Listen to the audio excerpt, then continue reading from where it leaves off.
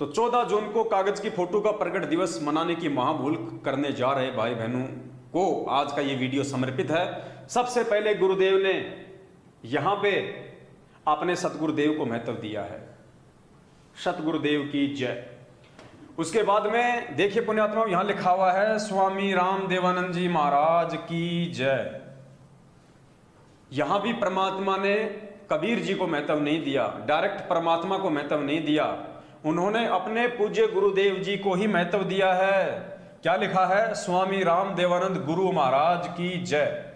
यानी यहां भी उन्होंने अपने गुरु को महत्व दिया और नीचे भी उन्होंने अपने गुरु को ही महत्व दिया है। ध्यान से सुनिए, आज का वीडियो बहुत ज्यादा इंपॉर्टेंट है। अब परमात्मा ने दोनों को महत्व क्यों दिया? हर जगह परमात्मा अपने गुरुदेव को ही महत्व क्यों दे रहे हैं? क्योंकि परमात्मा ने सत्संगों में हजारों बार बताया कि इस कबीर परमेश्वर के यथार्थ भक्ति मार्ग में वो परमात्मा स्वयं ही गुरु की भूमिका करता है, वो परमात्मा स्वयं ही सतगुरु की भूमिका करता है। उस परमेश्वर के अलावा कोई भी व्यक्ति इन सत मंत्रों को दान करने का अधिकारी नहीं होता है। परमात्मा स्वयं ही आके इन मंत्रों को दान करता है। और वर्तमान में तो पिछली पीढ़ी है, ये तो मोक्ष मार्ग है। इस समय तो परमात्मा ने स्वयं ही आना है और स्वयं ही परमेश्वर आए हुए हैं। तो परमात्मा ने सत्संगों के माध्यम से भी हमारी आंखें खोली हुई है। और परमात्मा ने क्या बताया सत्संगों के माध्यम से कि गुरु और इष्ट में कोई अंतर नहीं होता है। और जो व्यक्ति गुरु और इष्ट में अंतर समझता है उस व्यक्ति को बिल्कुल भी ज्ञान नहीं होता है। तो पुण्यात्माओं, आप जी सुनिए ध्यानपूर्वक परमपिता परमेश्वर जी का यह सत्संग कि परमेश्वर ने हमें क्या निर्देशित किया हुआ है। परमेश्वर कहते हैं, मालिक ने हमें इस सत्संग में बताया है कि गुरु और इष्ट में कोई अंतर नहीं होता है। तो सुनिए आप परमपिता परमेश्वर का ये अनमोल सत्संग।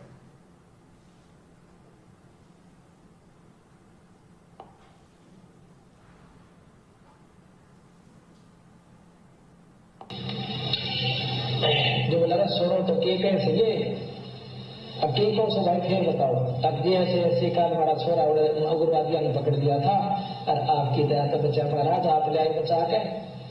मैं की तो बचाया अकाप गए थे महाराज जी, छोरे खोल के लाए और नुखा में कर ने बोला सतगुरु थे, सतगुरु बंदी छोड़ कर लागे, गुरु जी कहने लागे ये कबीर साहब थे गरीबदास जी, मैं तो उठ के बिना बैठा करता, मैं कित के लाऊं था।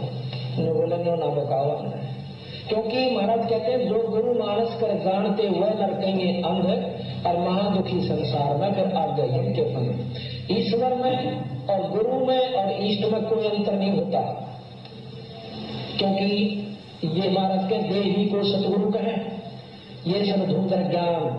अगर इस शरीर को आप सतगुरु मानते हैं और चार दागा नहीं जाको सतगुरु जान। तो पूज्य गुरुदेव जी ने अपने इस सत्संग में स्पष्ट कर दिया है कि गुरु में, इष्ट देव में और ईश्वर में कोई अंतर नहीं होता है। इसीलिए परमेश्वर ने अपने इस पीले पर्चे में, जो पीला पर्चा जो उनके आड़ में निकाला जा रहा है, इस पीले पर्चे में यदि ये पीला पर्चा सतगुरुदेव जी ने लिखा है तो उन्होंने स्वयं लिख दिया कि स्वामी राम देवानंद गुरु महाराज की जय। और यदि ये पीला पर्चा सतलोक आश्रम मैनेजमेंट हरियाणा के माध्यम से लिखा गया है तो परमेश्वर ने उनके अंदर सत प्रेरणा करके ये लिखवा दिया आप और हम सभी भाई बहनों की आंखें खोलने के लिए कि स्वामी राम देवानंद गुरु महाराज की जय। अर्थात भक्ति मार्ग में परमेश्वर से बड़ा सतगुरु होता है, गुरु होता है। आगे परमेश्वर ने हमें और बहुत सारी बातें समझाई हैं इष्ट और गुरु को लेके कि हमने किसको महत्व देना चाहिए, हमने सतगुरु को महत्व देना चाहिए या हमने उस परमेश्वर को अधिक महत्व देना चाहिए इस भक्ति मार्ग में आने के बाद में, ये ज्ञान समझ में आने के बाद में। तो सुनिए परमपिता परमेश्वर का ये सत्संग जिसमें परमात्मा ने हमें समझाया है। क्या समझाया है? परमेश्वर कहते हैं जब तक आपके मन में संशय रहेगी, परमात्मा कहते हैं कोटि ग्रंथ का एक मूल है, अपनी सुरत ठिकाने राख। कोटि ग्रंथ का यानी पूरे अध्यात्म का एक ही निष्कर्ष है कि अपनी सुरत को ठिकाने पे रख। सुरत ठिकाने पे रखने का मतलब कि एक परमात्मा चुन ले।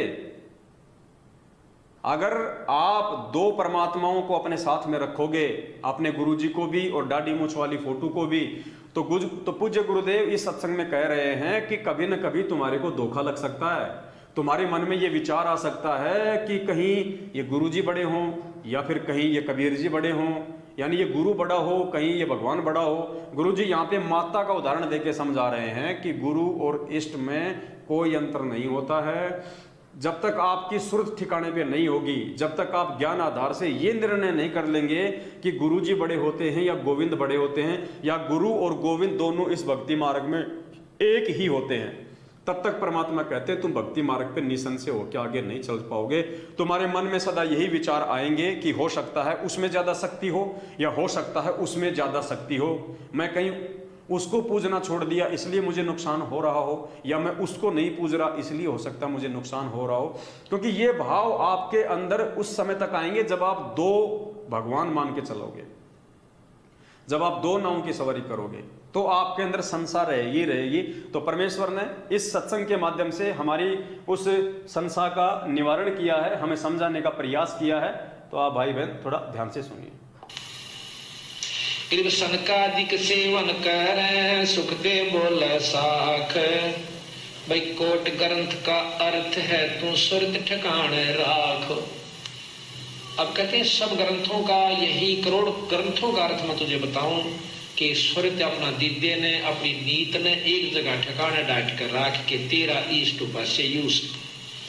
अब जब यह सुरत यहाँ डटेगी तो उपासना पर भी डटेगी, नहीं तो न रहेगी मन में कहते फलाना देवता कड़ी शक्ति हो, कहते माता ने पूज ले वाह नाराज हो रही हो। इस तरह की उपासना रखोगे तो सुरत नहीं टकेगी, काम नहीं बनेगा। समझ में आप जी के आ गया होगा। गुरुदेव कह रहे हैं कि करोड़ ग्रंथ का एक मूल है अपनी सुरत ठिकाने राख, यानी अपने इष्ट उपास्य की पहचान कर ले। अपने मन में ये शंका मत रख कि मेरा गुरु ये है या फिर भगवान ये है, भगवान ये है या मेरा गुरु ये है, ये ज़्यादा शक्तिशाली है या ये ज़्यादा शक्तिशाली है। कहीं मैं इसकी पूजा करना छोड़ दूं तो मुझे नुकसान ना हो जाए, कहीं मैं उसकी पूजा करना छोड़ दूं तो मुझे नुकसान ना हो जाए। गुरुदेव कहते हैं अपनी सुरत को ठिकाने रख। करोड़ों ग्रंथों का यही सार है, यही मूल मंत्र है। यानी आत्मा यदि एक है तो उसका परमात्मा भी एक ही है। और जो भगत तत्व ज्ञान आधार से इस बात का निष्कर्ष निकाल लेगा वही परमेश्वर का सच्चा सेवक होता है, और वही आत्मा निसंशय होके, शंका रहित होके भक्ति मार्ग पे टिक सकती है। कोई भी व्यक्ति उसको भ्रमित नहीं कर सकता। अन्यथा कोई भी ऐरा गहरा व्यक्ति आपको झूठे आदेश बता के कागज की फोटो दाढ़ी मूंछ वाले के नाम पे प्रकट दिवस मनवा के आपको दान धर्म ज्योति के नाम पे लूटते ही रहेंगे।